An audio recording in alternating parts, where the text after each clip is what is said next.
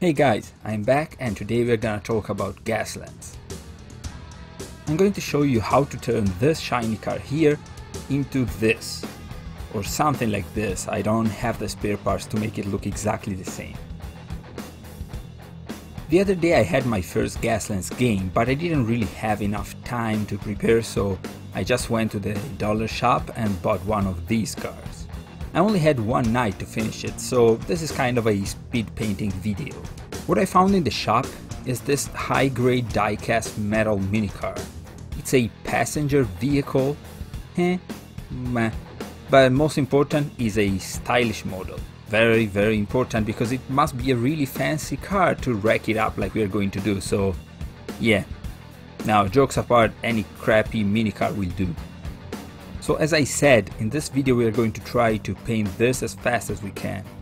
You can clearly see that this car is not actually as high grade as they advertise it on the box, so this is going to be a really easy task to accomplish. Let's start from the basics. If you want to paint directly on this kind of super shiny paint, your acrylics will never stick. We want to give the surface some tooth, you know? However, I didn't have any yellow primer, as usually, because I'm not nearly as prepared as I should be, so I decided to cheat a little bit. I went directly on the surface with my brush on matte varnish. It's so tacky when it dries that it sticks everywhere and it will dry matte, so I thought that might be perfect. And it actually was, so this way I didn't have to repaint the base color again, saving a lot of time. For the application itself, well, nothing fancy here really. I just got some of the varnish in a plastic bottle cap and diluted it slightly with flow improver. When I'm done, I just brush all the miniature.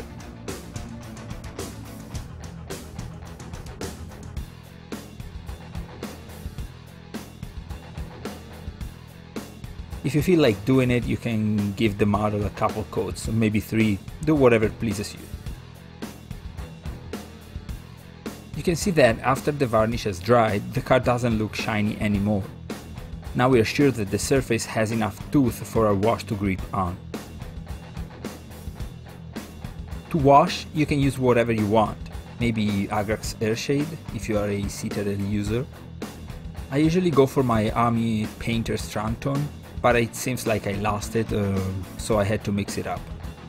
Soft tone plus dark tone, 3-to-1 approximately, and dilute with quick shade medium or use flow improver.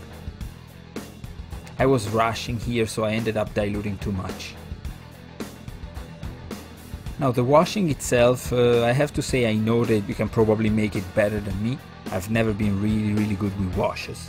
In fact, when you apply washes, especially on top of vehicles, you get a lot of pulling and brush strokes.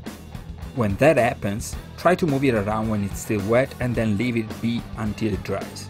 You will get terrible brush strokes if you don't. It really looks like my wash was really too diluted, so I will give another coat off cam and I will be back when dry. With the wash properly dried, you can see we are getting closer to the look we are after. Still lighter because I used a different wash and it was probably too diluted, but we don't care too much, right? And it's just 15 minutes of painting, so I had to move on. Just one thing I really want to show you. I use brush strokes parallel to the direction of the movement. Imagine the wash as dirt that is accumulating on the car and the brush strokes as the effect of the air flowing on the surface. It looks like more realistic if you think about it, right? Okay, moving on. Weathering the car with Vallejo dry pigments. Here I have burnt umber and green earth, and I will fix them using normal acrylic matte medium, because I ain't got any pigment fixer. So this is the redneck way to do it. So let me show how I usually do it. I grab a really bad brush and scoop a little bit out of the pot, and again put it into a soda bottle cap. I also add my matte medium here, just 1 drop. Then I just wet the surface I want to weather and start lightly brushing the pigments on, using a slow dabbing motion.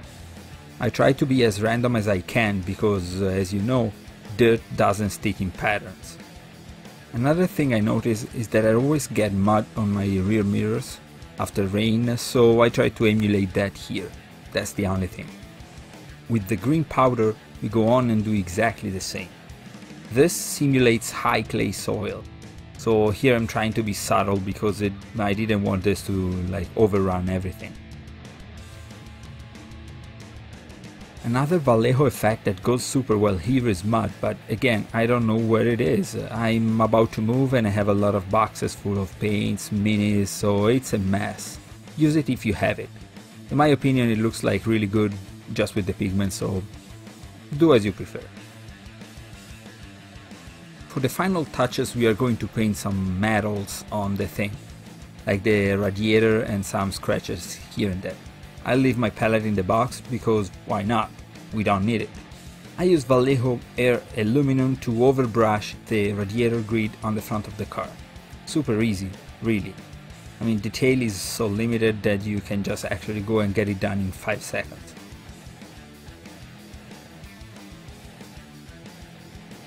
I also brushed the bottom grid, which I'm not entirely sure it should be metal, but in the end, who cares?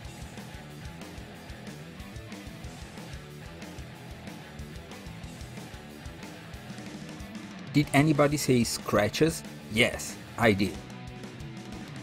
Scratches are super easy. Just paint the metal on the yellow to look like the paint is chipping and the fresh metal below is exposed. Pick up various areas here and there and paint some good chips.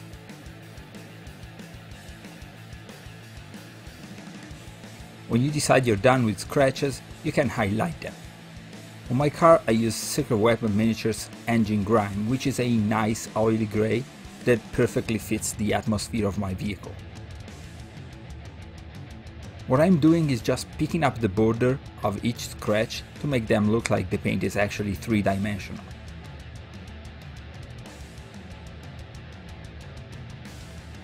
And now that we have the engine grime out, I can say we can add some leakage here and there to make the car look a little bit more beaten up, right? There's no real engine here that we can weather on this model, so I just put some brush strokes here and there to tie up everything, and I think we can call this done. So yes, here's the car done. Pretty close to the other one, right? I mean, it's a little bit cleaner, and I also didn't have any bits and pieces to stick on, but it will probably work well as a starting base, right? By the way, these panels were made with paper clay, the ultra cheap stuff that you give to your kids to play. I dried them in the oven, so that's why they're warped. If you have bits and pieces from other tabletop games, you can go nuts and stick whatever you want on top of it. Rocket launchers, heavy flamers, coil guns. Gaslands is a crazy game. I loved it actually.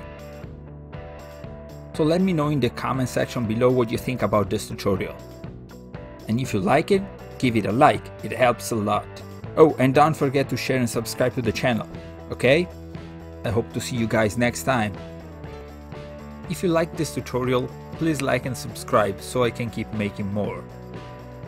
And don't forget to leave your comments and critiques in the comment section below so I can keep improving. Thank you for watching.